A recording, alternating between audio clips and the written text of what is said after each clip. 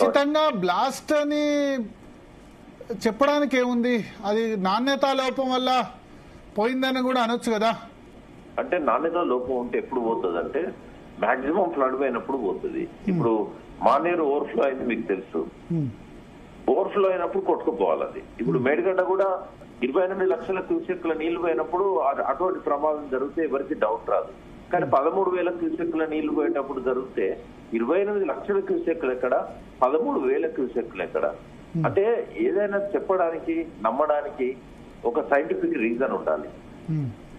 కాబట్టి ఇక్కడ మానేరులో వేల లక్షల క్యూసెక్ల నీళ్లు ఫ్లో అయినాయి, అయినప్పుడు కూడా అది ఏం కాలేదు.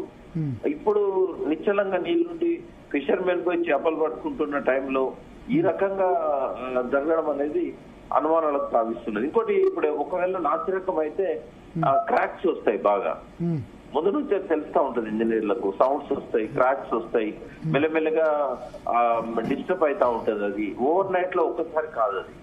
అంటే నిశ్చలంగా ఉన్నప్పుడు, ఒకవేళ బాగా హై ఫ్లడ్ ఉన్నప్పుడు మాత్రం రాత్రి కొట్టుకుపోయే ప్రమాదం ఉంటది. అటువంటిప్పుడు అది బ్లాస్ట్ లేకుంటే వరద వల్ల పోయిందా అనేది అంచనా వేయడం కష్టమవుతుంది. అంటే ఇంకోటి గారు, ఇప్పుడైనా మనకు బ్లాస్ట్ అయితే కనుక ఆధారాలు దొరుకుతాయి. అక్కడ మనకు జిలిటిన్ సంబంధించినవి, పొటాష్ సంబంధించినవి ఏదో ఒక ఆధారం దొరుకుతుంది. కానీ 3 రోజుల నుంచి వాళ్ళు ఎఫ్ఐఆర్ నమోదు చేసుకోకుండా, ఎంక్వైరీ చేయకుండా వదిలేసి కూర్చున్నారు అని అంటే ఆధారాలన్నీ కూడా వాటర్ లో కొట్టుకుపోతాయి. కానీ ఇప్పుడు బ్లాస్ట్ చేసే వాళ్ళకు కూడా ఇది ఇంత పెద్ద కేసు అవుతుంది, చాలా పెద్ద ఇష్యూ అవుతుంది అని అనుకోరా? అంత పెద్ద 24 కోట్ల రిలేటెడ్ ప్రాజెక్టు దొరికితే ఇబ్బంది అని అనుకోరా? అంటే ఫస్ట్ ఏంటంటే సీసీ కెమెరాలు లేవు, ఎవరు పెట్టారనేది పట్టుకోవడం ఇష్టం. రెండవది, అధికార పార్టీకి సంబంధించిన వాళ్ళు ధైర్యం చేస్తారు, మా ఎమ్మెల్యే ఉన్నాడు కాపాడుతాడని అనుకున్నట్టే ఆయన వచ్చి ఇన్స్పెక్షన్ వచ్చి ఆయన ఏం చెప్పాడంటే ఇది బ్లాస్ట్ కాదు, ఇది కేవలం నాసిరకమైన పనుల వల్ల టీఆర్ఎస్ హయాంలో జరిగింది కాబట్టి ఇది కూలిపోయిందని చెప్పాడు. అంటే వాళ్ళు విన్-విన్ సిచ్యువేషన్. వాళ్ళకి ఏంటంటే మాఫియా శిక్ష దొరుకుతుంది, నెపమేమో టీఆర్ఎస్ గవర్నమెంట్ మీద వేయొచ్చు. మరి ఇక్కడ అనుకోకుండా ఏంటంటే వాళ్ళకి తెలియనట్టుంది, రాఘవ కన్స్ట్రక్షన్స్ పోగులేటి శ్రీనివాస్ రెడ్డి గారు కట్టారు. మరి ఒకవేళ నాసిరకమైంది అయితే బలి కావాల్సింది ఆయన కదా, బ్లాక్ పెట్టాలి ఆయన. కాబట్టి ఇవన్నీ కూడా ఏంటంటే ఎఫ్ఐఆర్ వాళ్ళ బాధ్యతలు వాళ్ళు పోలీసులు నిర్వహించినట్టయితే మిగతా వాళ్ళకు భయం అనేది ఉంటుంది, ఇంకోసారి ధైర్యం చేయరు. ప్రభుత్వం కూడా ఏ విషయంలోనైనా ఎరికేసుకొని రావచ్చు, కానీ ఇట్లాంటి విధ్వంసకర చర్యలు జరిగినప్పుడు ఎటువంటి వాళ్ళను కూడా క్షమించకూడదు.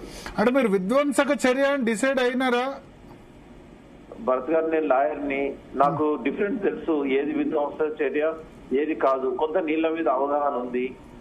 నేను 25-26 ఏళ్ల నుంచి 30 ఏళ్ల నుంచి చూస్తున్నాను ఈ బ్లాస్ట్ చేసినాయి.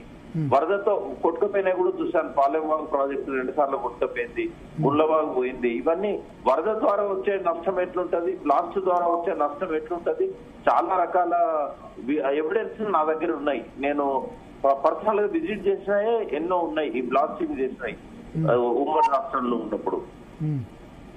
కాబట్టి నేను పట్టుకోగలుగుతా. ఇప్పుడు మేడిగడ్డ వీళ్ళు ఎందుకు పట్టుకోలేరు, నేను ఎందుకు పట్టుకున్నాను అంటే నేను పోయి ఇంచు అక్కడ వెరిఫై చేశాను. బ్లాస్ట్ అయిన ఆధారాలే నాకు కనబడ్డాయి తప్ప అక్కడ నీళ్లు బాగా రావడం వల్ల ఆ రకమైన పరిస్థితి వస్తుందని చెప్పి, ఇప్పుడు మీరు ఎవరైనా బాంబ్ ఎక్స్పర్ట్స్ ఎవరైతే ఉంటారో వాళ్ళని తీసుకొచ్చి మేడిగడ్డ చూపెడితే వాళ్ళు 100% కన్ఫర్మ్ చేస్తారు ఇది బాంబ్ బ్లాస్ట్ అని.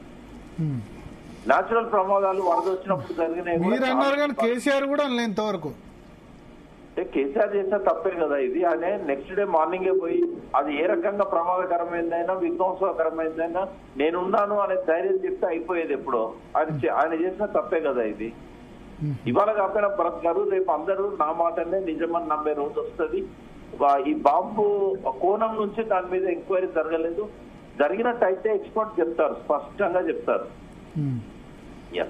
ఓకే ఓకే శరత్ గారు, ఏంటి మీ ఒపీనియన్ ఏంటి?